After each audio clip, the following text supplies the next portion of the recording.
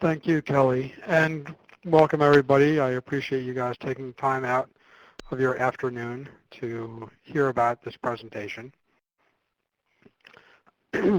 As Kelly said, we are going to be talking about a new concept called the Adjustable Pension Plan, which we've been working with here at Chiron to assist individuals in their retirement planning stages.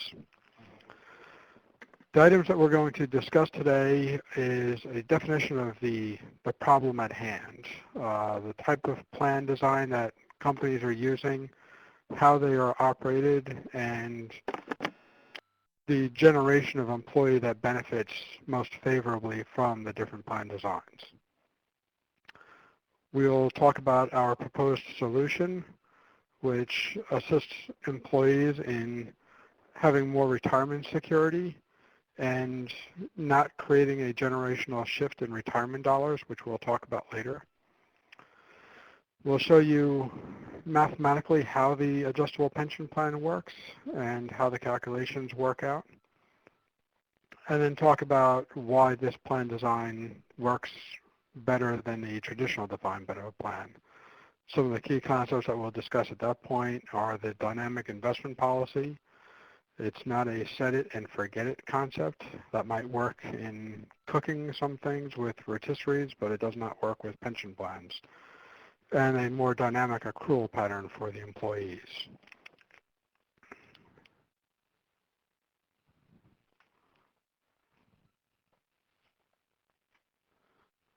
So the inherent problem that we see in talking to individuals and plan sponsors is what happens when you switch from a defined benefit plan, a DB plan, to a defined contribution plan or 401k type plan. And the reason why employers are wanting to switch is because they want cost stability. Employers want to know what their financial obligation is each year, and they want that number to be relatively stable each year.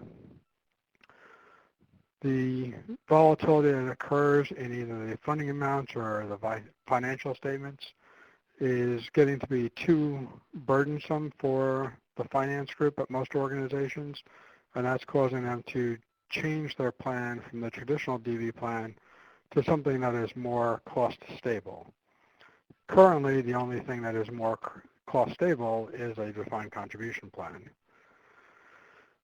The Pension Protection Act that was passed in 2006, it simply added more volatility to the problem instead of reducing the volatility, and that has driven even more plan sponsors to look for a change. The key item that we found is when an employer makes this type of a change from a defined benefit plan to a defined contribution plan, they are moving the retirement dollar expenditure from benefiting your management employees and long-term, long-service employees to new hires, people who are just joining the organization out of college. And that is sometimes an unforeseen event, and they are not knowingly making this change, but they're also not being shown that that is the case.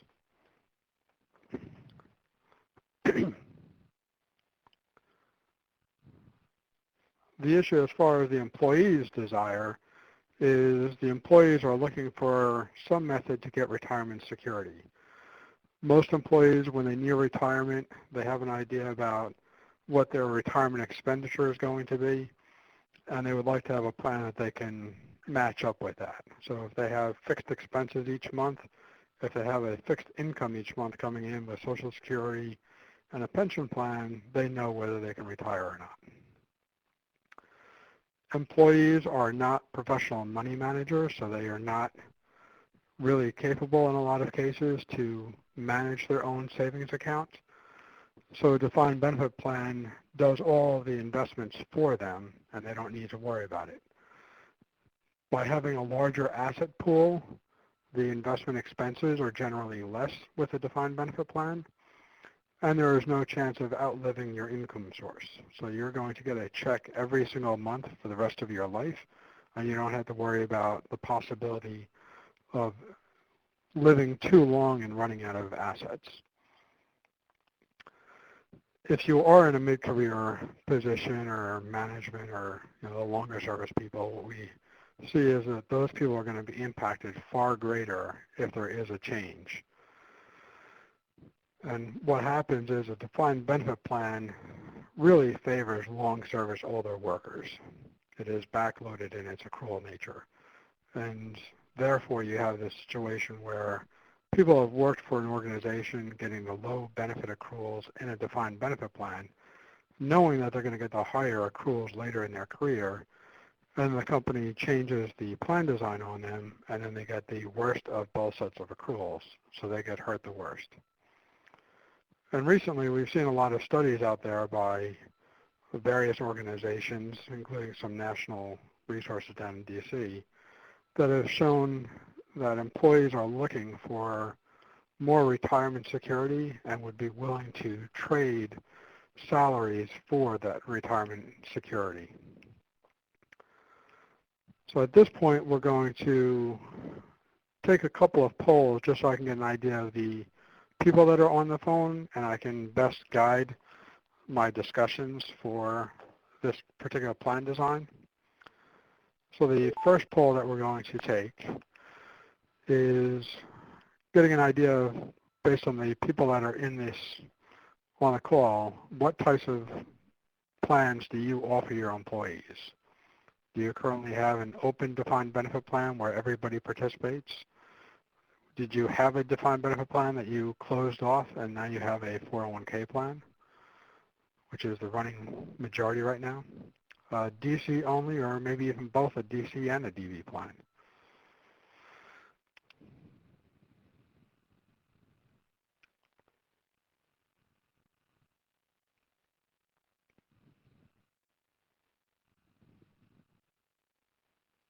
Okay, so it looks like we have about half the group with a closed DB plan. So you have issues that you need to contend with that frozen plan now, and that you're operating a 401k plan for future hires. Interestingly, the next runner-up is both a DC and a DB plan. Okay. So the next that we're going to take a look at is, are you considering any current changes to your retirement program?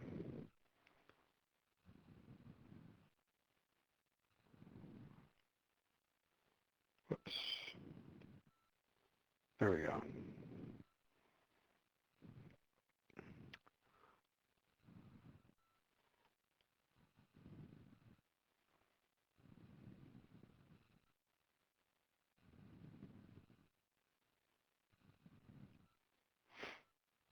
All right, so right now we've got about 50-50 on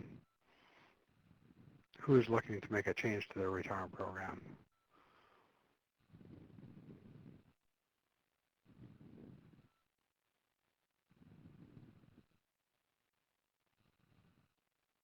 Okay.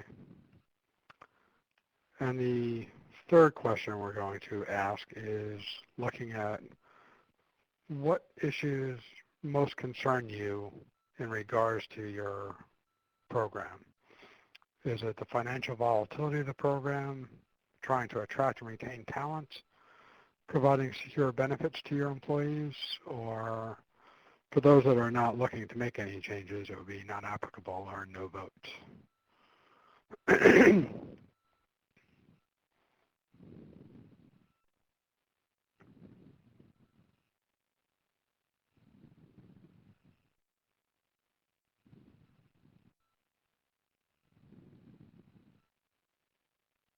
Okay, so financial volatility is certainly the strongest, and that's what we've seen in the past, and that's really what drove the design of the adjustable pension plan. So I think this presentation will work out for the majority of our voters here. So thank you very much. So this next slide, we're looking at a comparison. This is a tool that we use to help people understand what happens when you make a change. So here we're looking at an organization that changed from a defined benefit plan to a defined contribution plan. And we wanted to see the relative value of the benefit change to participants.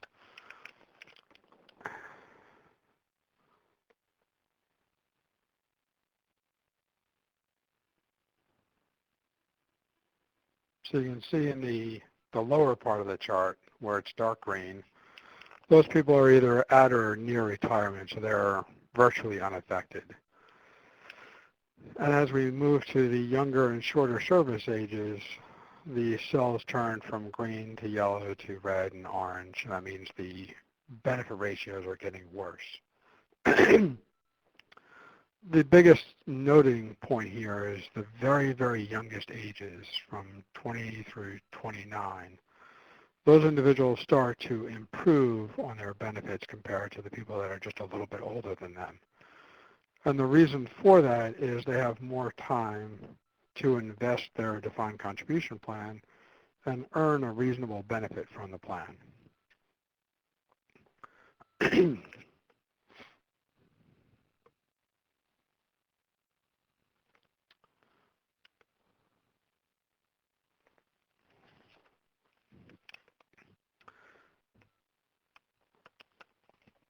Now, I'm sure most of you know how defined contribution plans work, but we'll go over it quickly just to make sure that everybody on the phone knows what we're talking about here.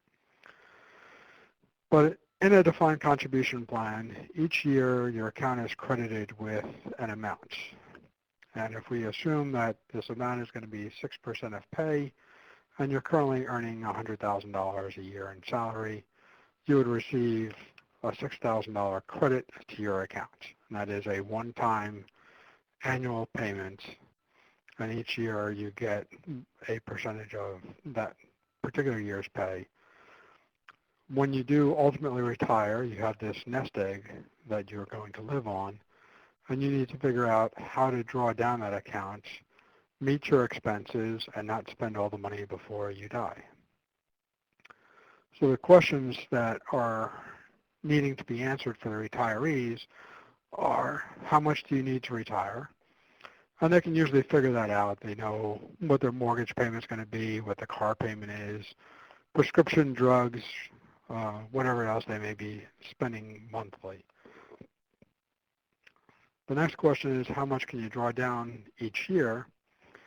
And that gets a little bit more complicated because part of that depends on how long you're going to live. So if you're healthy, the account needs to last a much longer period of time, so you can't draw down as much each year. And if you're very ill, then you can draw down quite a bit because you're not going to be living very long. But it's all based on what your lifetime outlook looks like. So this provides far less retirement security. It does not enable participants to figure out whether they can retire or not. And their timing of retirement can be altered dramatically by markets. So if somebody was planning on retiring in the year at the end of 08 and they started planning in 07, maybe even told their employer that they were planning on retiring at the end of 08. When that time came and the markets collapsed, if they didn't adjust their investments properly, they are no longer able to retire, and it's going to take them several years before they can recover the asset losses that occurred in 08 and actually retire. And there's absolutely no type of insurance related to these plans, unlike the defined benefit plans that do have PBGC insurance. Everything with a defined contribution plan is based on individuals. The individual is at risk for investing, for mortality. There's no pooling of risks like there are in a defined benefit plan. So when employers talk about moving from a defined benefit plan to a defined contribution plan, they usually say, well, we can't handle the risk, so we're going to shift that risk to the participants. Well, in actuality, it's just elevation of the level of risk, and So companies are passing off to their participants usually around 115% of the risk that they could not handle themselves.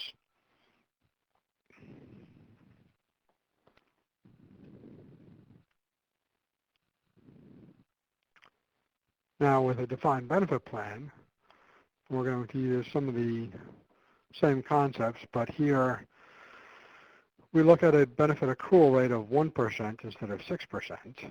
And the same $100,000 of pay, you get an annual benefit of $1,000. And some participants look at this and say, well, the 6% is a much better number than the 1%. But the 1% number is going to be paid every single year for as long as you live. So depending on how old you are currently and when you actually retire, this will pay off a lot more than just $6,000. The amount is typically paid at retirement, which is we look at as age 65.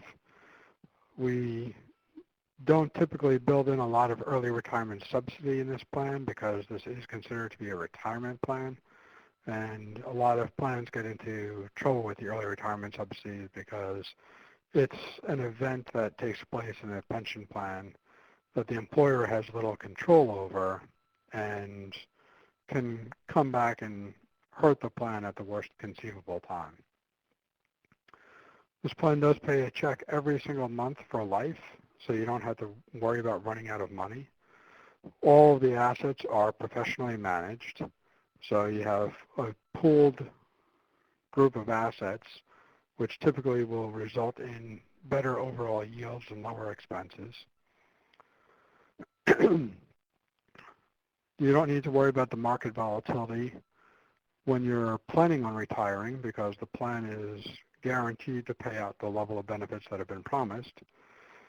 And all the benefits are guaranteed by the PBGC, or at least up to the limits that the PBGC does guarantee to. And there are technical issues with how much they do guarantee. But because the plan is developed using very conservative assumptions for both interest and mortality and not using a lot of subsidized benefits, which can cause anti-selection in the plan, these plans will typically stay very well funded and pay off the full level of benefit.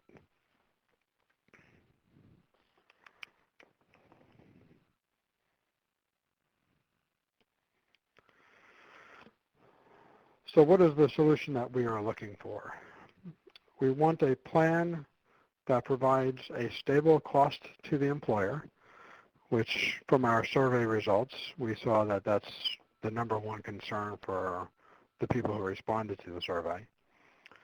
And a plan that provides lifetime income to the employees so that they can plan for retirement and retire in a reasonable fashion and reasonable comfort. So we address the fact that employees are looking for retirement security and employers are looking for a cost that they can budget annually and doesn't float from year to year and get extremely volatile. Now, the problems that we faced in developing this plan were the Pension Protection Act changes back in 2006. So the Pension Protection Act now requires single employer corporate plans to change the interest rate environment every single year. So if it wasn't bad enough that the costs were volatile when we had stable interest rates and a stable mortality table, now those change each year and that causes more volatility and more pain to the plan sponsors. Now, getting into a little bit of actuarial speak, but trying to keep this relatively basic. The cost of a pension plan is based on two very key components. The first of which is normal cost, and the normal cost is the value of a participant's benefit accrual during the year. So as we saw on that slide before, 1% of $100,000 is $1,000. And that $1,000 is going to be paid every year for life at some point in the future when the individual retires. So the present value of that is the normal cost, just that $1,000.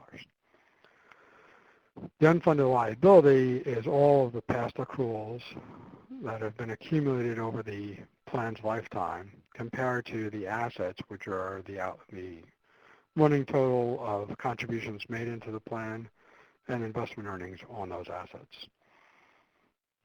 Any unfunded liability that exists in the plan needs to be amortized over 7 years. So our total cost each year is the value of the benefit accrual plus a 7-year amortization of any unfunded liabilities that exist here. Now, knowing that those are our two key cost components, how do we go ahead and stabilize the cost and make sure that the employer can budget their annual expense if we now know that the valuations are inherently volatile? Well, this comes down to a couple of key components, and the first one is the ability to adjust future accrual rates. So instead of having the accrual rate being fixed as 1% of pay or 1.5% of pay, whatever the number might be, which is the more traditional outlook, we have a floating rate. So it might be 1% this year, it might be 1.25% next year, and it might be 0.9% the next year. And the adjustment occurs based on the funded status of the plan,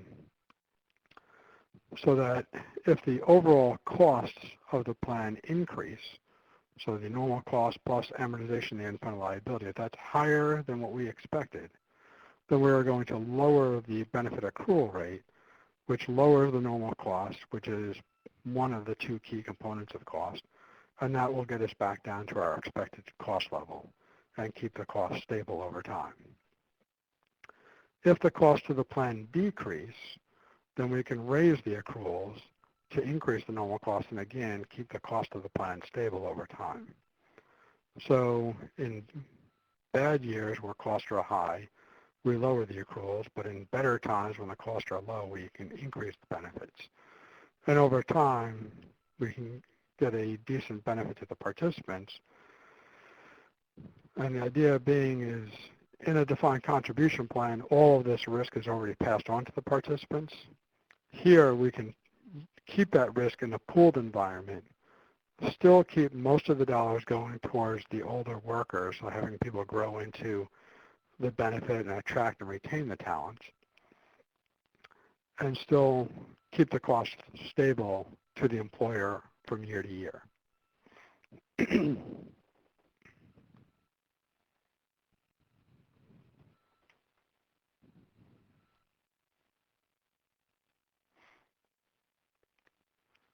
So some of the key things about the adjustable pension plan that have been stated in various write-ups by people who try to write about actuarial concepts but are not actuaries is this is not a hybrid plan. Everybody calls it a hybrid plan because it's different than what they're accustomed to, but a hybrid plan is a cash balance plan. It's a plan that accrues a lump sum of money and then converts it to an annuity at retirement. This plan is accruing benefits as an annuity. The retirement and longevity risk, the mortality risk, is pooled amongst all members, so we get a stable level of risk across the board. And everything is professionally managed, so we're getting a lower overall expense ratio with these types of plans. The differences are that the investment performance can be shared between the employer and the plan participants. Now, the level of sharing here goes into how the plan is set up and established. As I said, we can increase the normal cost accrual rate up or down based on the funded status of the plan.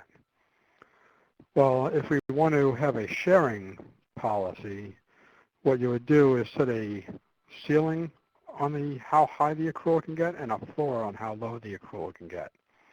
So if things got really, really bad, you could, but you don't have to, set a floor on how low the accrual can go. And that will allow the benefit to drop to a certain level, and if it drops below, or if the math works out so you would drop the benefit below that level, it's actually a cash call to the employer. However, you can set up a reserve account during the good times so that if interest rates increase or the funded status of the plan improves dramatically, you can take some of that surplus and put it off to the side in the event that you do have a downward drop later on, and then you can use it to offset any cash call to the employer. So you can do a risk sharing or you can do a full risk transfer. But the key idea here is we are transferring the risk the employer has to the employee, and we are not elevating that risk in any way. And that's one of the key concepts here. The investment strategy is much less risky than a traditional defined benefit plan, and we typically utilize some form of LDI strategy, and that's a liability-driven investment strategy. And what that means is the liabilities in the plan act very much like bonds do in the investment world. And if you can set up a bond portfolio that mimics the liability in the pension plan, then as interest rates float up and down, the assets will track the liability and keep the funded status relatively stable over time so that we can balance out and keep this plan at a very, very stable cost level each and every year. At retirement, any benefits that are payable by the adjustable pension plan are immunized. And the reason for doing that is we do not feel that it's appropriate to take equity risk with retiree assets. And I'm going to kind of fast forward at this point. I got a slide later on that I talk about this, but I think it's better to talk about it now. If you look at the steel industry or the auto industry that's been around for many, many years, their retirement plans are what we consider to be very, very mature. But they still have their investments for their retirement program, something in the neighborhood of like 65% equity and 35% fixed income. But they have like 9 retirees for every 1 active. So there's one plan that I looked at years ago. They had 90,000 retirees and 10,000 actives, and their pension assets were invested 75% equity. When 2001 and 2 came along and the equity markets dropped, the company went bankrupt because of the pension plan. And what happened was this company didn't realize they were really an insurance company at that point, and they were running their balance sheet like a regular corporation would.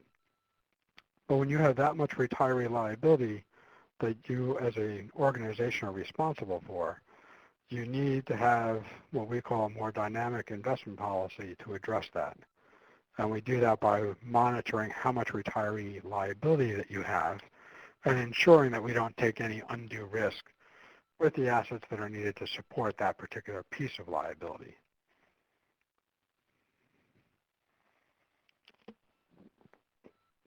So the next couple of slides are going to look at how this actually works mathematically. The adjustable pension plan is typically a career pay plan. It can be a fixed dollar amount, like $30 per month per year of service or some other amount. But most of the plans that we've set up so far are career pay plans. So in year 1, the benefit rate might be 1.10%. If the pay is $100,000, then the annual benefit accrual would be $1,100. The next year, the benefit accrual rate doesn't change. It remains at 1.1%, but the pay increases. And now our accrual for that year is $1,122. In the third year, something happened, either a drop in interest rates or a funding shortfall occurred. So we had to lower the benefit accrual rate to 1%. The pay was increased to $104,000 per salary scale, and the annual accrual was $1,040. And you can see as time goes on the next year, the benefit accrual rate dropped again, and then the next 2 years it increased. So you're just multiplying the accrual rate in each year times the pay for that appropriate year. You get each individual piece of benefit accrual, and each of those layers are then added together, and then we get a total for this particular 6-year period, the total was $6,620 per year, or a monthly benefit of $551.67. So we're looking at each year independently. We're summing all the benefit accruals for each year that they were earned, and we don't have to deal with any final average pay calculations or anything like that, which adds a lot of inflationary risk to the pension plan. So we wanted to strip that out, and that's why we're using a career pay plan instead of a final average pay plan.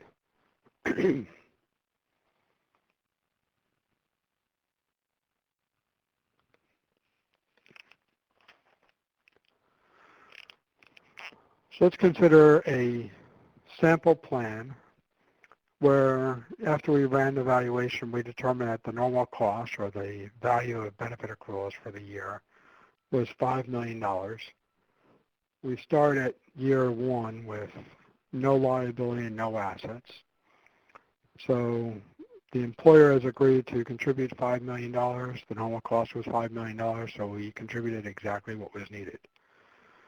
But in each of the future years, we're earning 0%. So our assets are just the sum of the $5 million contribution. As you can see in very short order, after 4 years, we have a $2.5 million shortfall. So our $5 million contribution is not sufficient to pay for the normal cost accrual and the unfunded liability. So the employer in this case would need to put in more money because the benefits are not adjusting. However, we're looking at a way to adjust benefits and ensure that the contribution to the employer stays stable. So in this case, it's the same exact scenario where we're contributing $5 million each year. We earn 0% in each year. And you can see that the liability is growing, but when we develop the amortization of the unfunded liability, we see that in year 2019, the expected amortization is $350,000. So we've dropped the benefit accrual rate from 1% down to 0.92%. That has the impact of lowering the normal cost from $5 million to $4.6 million. So the $5 million contribution is sufficient to pay for the $4.6 million normal cost, plus the $352,000 amortization, which gets you $4,952,000. So now our $5 million contribution is sufficient to meet the minimum required contribution for each and every year without any changes to the employer's contribution rate.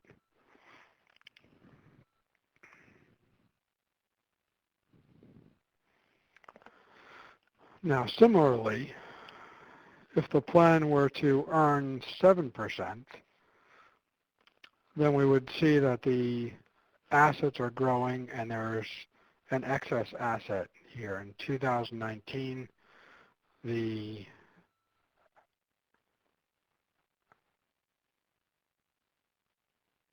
assets here are $23.2 million compared to the assets of $23.7.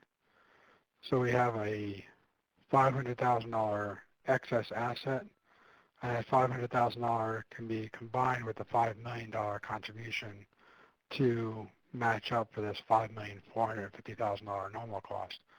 So now we've increased the benefit accrual rate from 1 to 1.09%.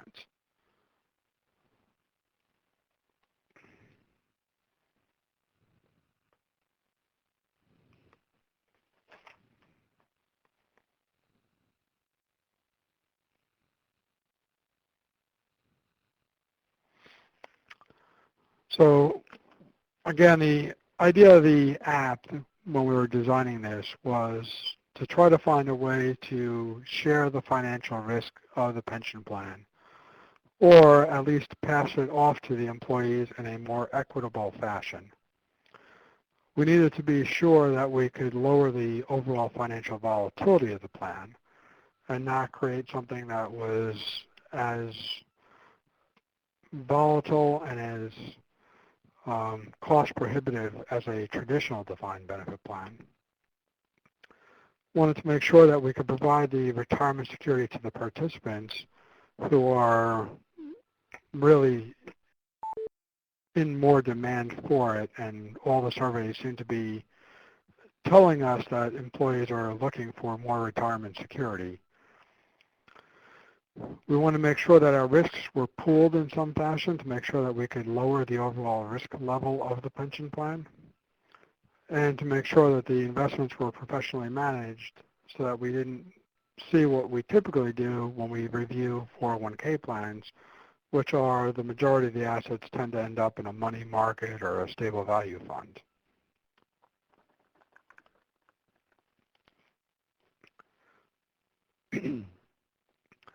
Some of the other benefits that we noticed when we were going through this design was stopping the generational shift of dollars from the older workers to the younger workers, and setting up a dynamic asset allocation policy is a tremendous benefit. If most employers had just done that, in some fashion immunized their retiree liability with their traditional DB plans, they would not have been hurt nearly as bad in the 2008 market collapse, or even the ones back in 2001, 2002.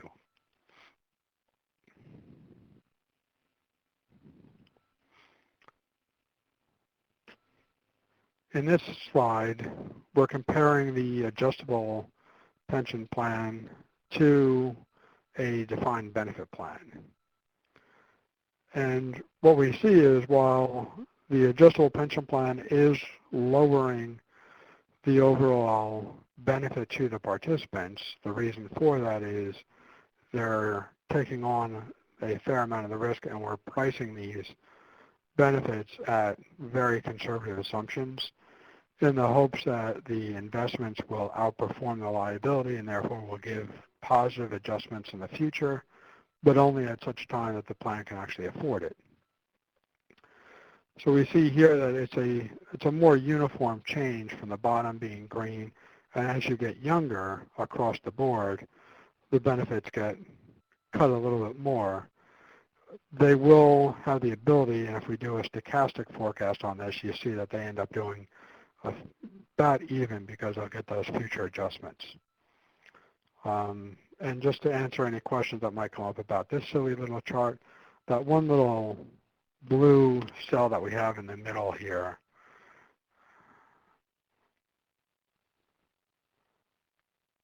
can't get my pointer. But the little blue cell that's right in the middle, there's one individual that was in this plan that's very highly compensated and was causing all kinds of weird oddities in our analysis. So I really probably should have pulled him out.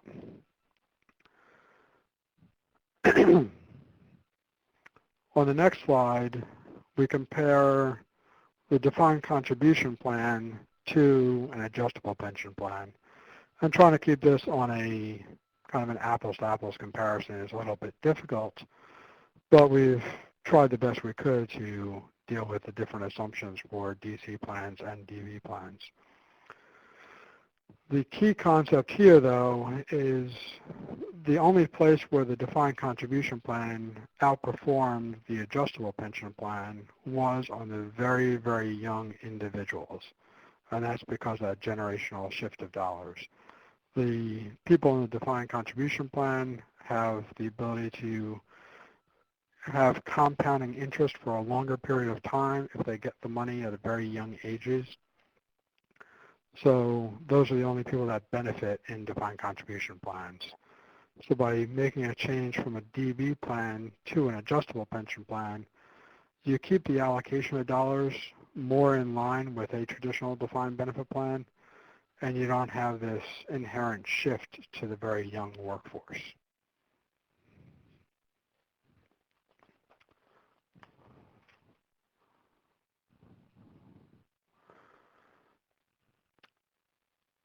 Now, before we really get too much more involved with the following few slides, which get into some of the risk components, does anyone have any questions that we should take at this point?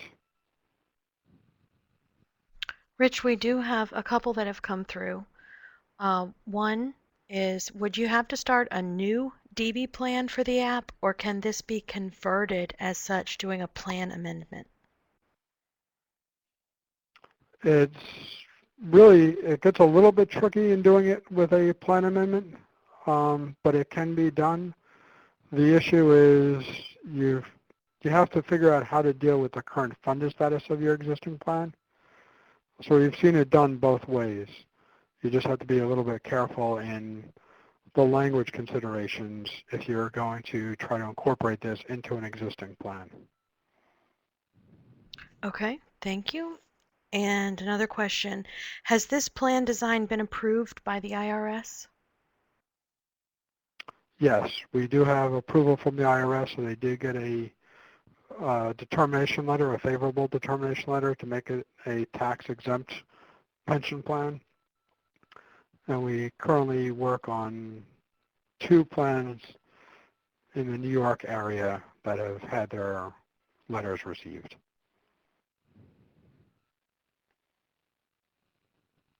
Okay. The one other question, how many similar plans have been established recently?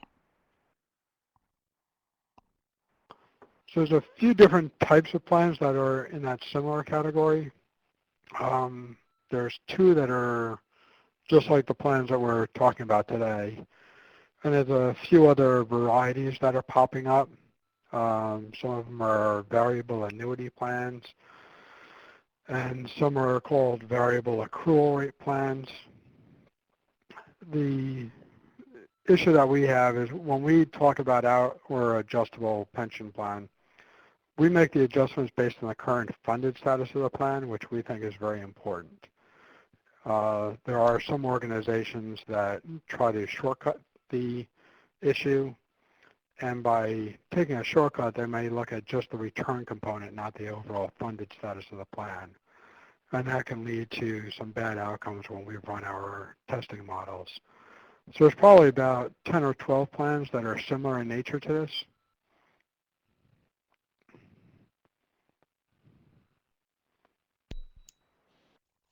Okay, great. It looks like that's all the questions we have for right now. If you want to just keep on going, we'll Sure.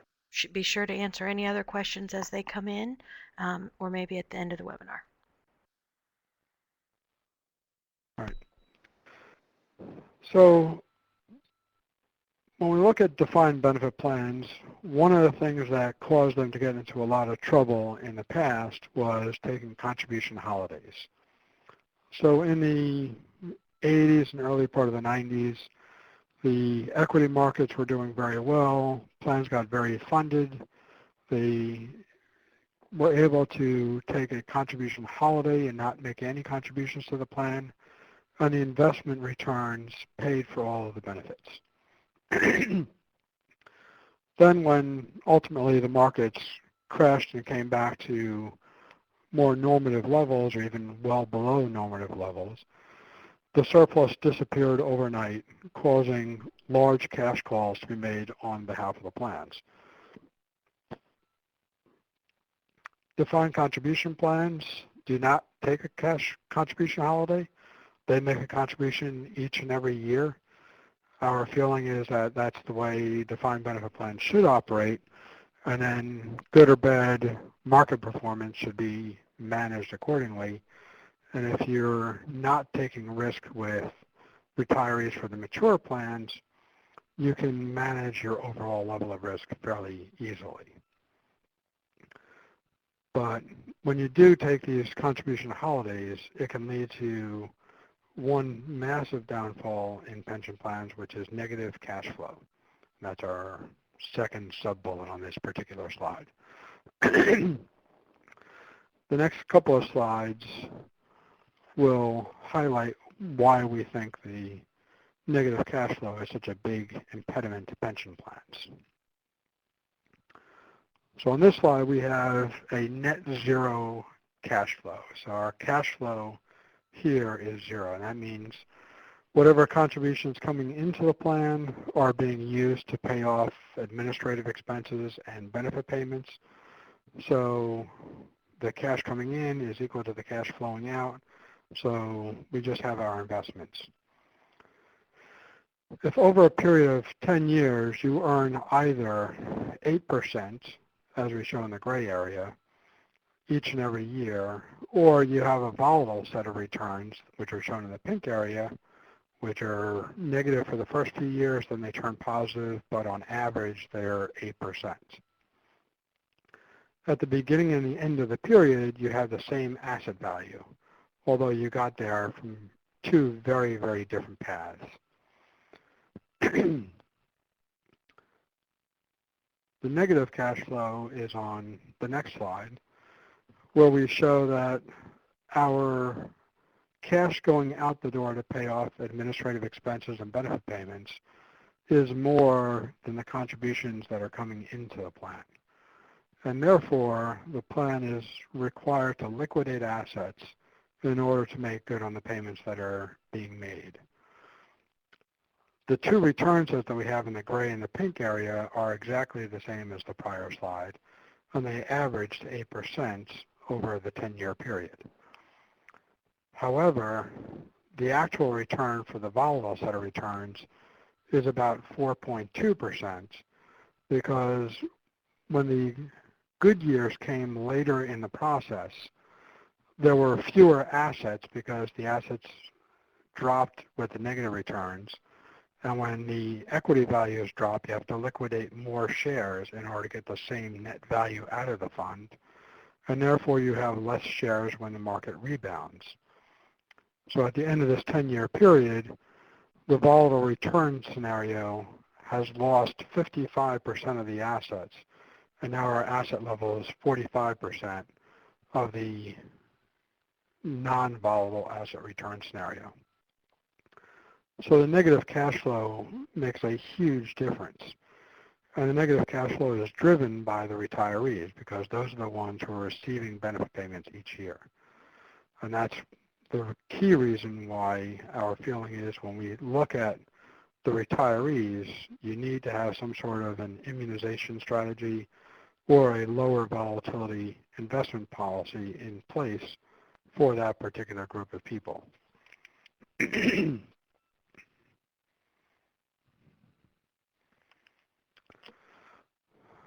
But of course, most plans, typically when they look at their investments, they are being told that they should be invested 65% equity and 35% debt. And they're looking at this solely on a return basis and not as a surplus management vehicle. The liability, however, resembles a fixed income debt. So as plans get more mature, they should have a shift from this old 65-35 position to 100% debt for retirees or pretty close to it, and still 65 or maybe even 70% equity for just the assets that are supporting the actives.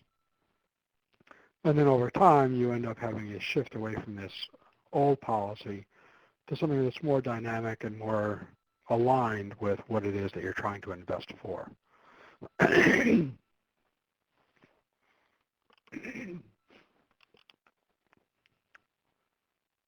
Now, the next couple of slides that we're going to look at show a stochastic forecast of return comparisons. So this plan is currently looking at a 7.25% return scenario. And they're taking on a fair amount of risk to get that particular return.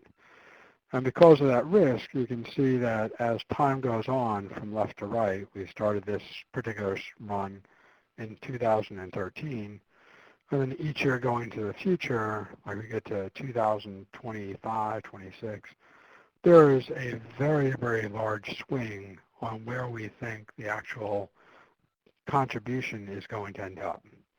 So what these bars represent is the 90th percentile of the expectation for what the contribution will be in any given year. And it's also sometimes referred to as the funnel of doubt because the longer you go out into history or the future, I mean, the wider the uncertainty gets and the more volatile the funding results get. However, if we were to tighten down the bars and say, okay, well, we only want to shoot for a 6% return. Well, with a 6% return, we can reduce the volatility by a fair amount. And you can see that the gray bars are the prior chart, and the now colored bars are the same results, but using this tighter standard deviation and a lower asset return. So you get a lot more certainty on your projected results. Now this was done with a standard defined benefit plan and just looking at what happens if we reduce investment risk and not compounding this by adjusting the benefits to stabilize the overall contribution each year. So let me just point that out. And you can see the midpoints, which are kind of little circles around the yellow area and the medium gray.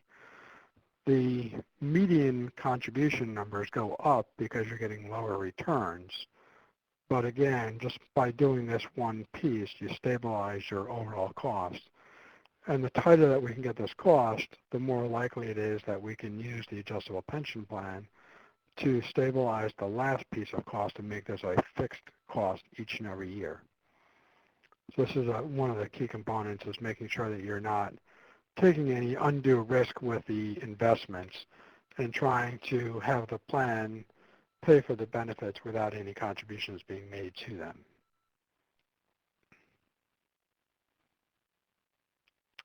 And we've talked about the maturity risk.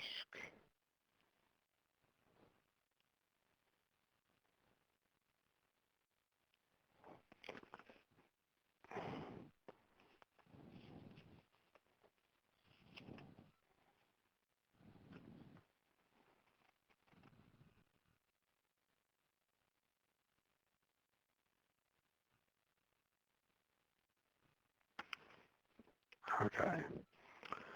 So on this slide, what we did was, you can see on the bottom right there, we immunized 75% of the retiree liability.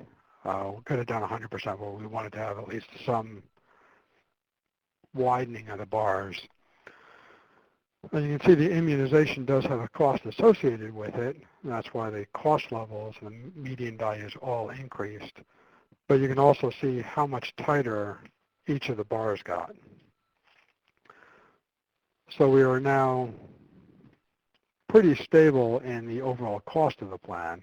Again, this is not doing anything to adjust the benefits that are being earned under the plan. This is just using finances and a different financial or investment policy to try to stabilize the cost first and foremost. And then we know that we can adjust the benefits after the fact. So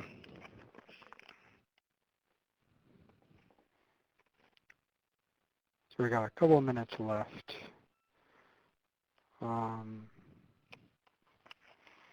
So just to kind of highlight the idea of the adjustable pension plan, the risks are controlled through plan design and the volatility is controlled through plan design. Everything that we do when we set up these plans uses the most current investment results and mortality tables. So we're using now the RP 2014 mortality table and current market rates in valuing the liability to make sure that there's no surprises as interest rates and mortality tables change over time. So we ignore all of the funding stabilization results that came out through MAP 21 and HATFA. Help employers understand the actual plan liability and what makes it move so that they understand what will impact the benefits that are being earned under the plan, and ensure that there's a much higher funding ratio in these plans and that funding ratio will be stable over time. And all of this provides a higher level and better overall retirement security for the participants. And we are right at the